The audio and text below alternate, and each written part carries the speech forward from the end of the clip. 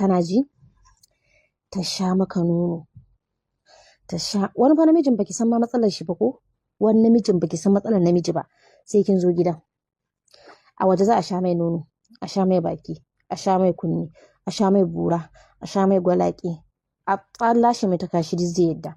Wai amma in matan gida ne duk wani abin iskanci ne. Ka yi imagine, dan Allah ka yi imagine wannan abin.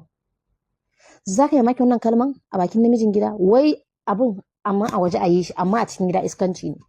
In mace ta zo ta mu namiji ka ai yarinya na iska ce na aure. Yarinya ta sha maka bura, ta sha maka gindi, ta sha maka nono, ta sha maka kunni. Kai gwalaƙen mata utse su da maita, wai maita ne ma abu. Wannan ai alaji.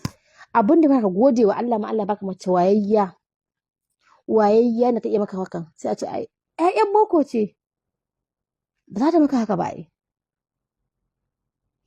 Wannan tana neman ƴan bukon ta mai haka, kai Allah ya baka godiya. Saboda me? Saboda jahilci. Da wannan jahilci ne. Amma kai aka zo bangaren aka ce to oke to ta sha maka ka ce ba ka so.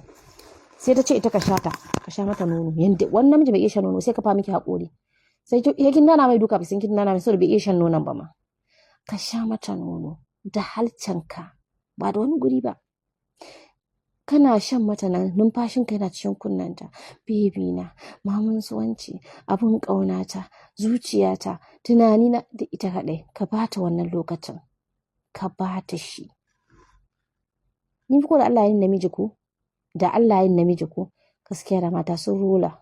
Wallahi da duk wacce ta suke na aure ta saba. Amma gabaki ɗaya maza sai ai mutum ya hagu ku dama, saboda da Allah ku da a haɗa hanya ɗaya. Haba.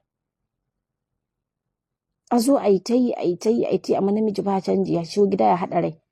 Ko in ya zo miki, sai dai inda ya san ko ya tabbas na gidan dole ya ci, sai dai ko ya ɗan juya miki ba, in ya ga mu jijjiga abin shi ta motsa ya ce miki.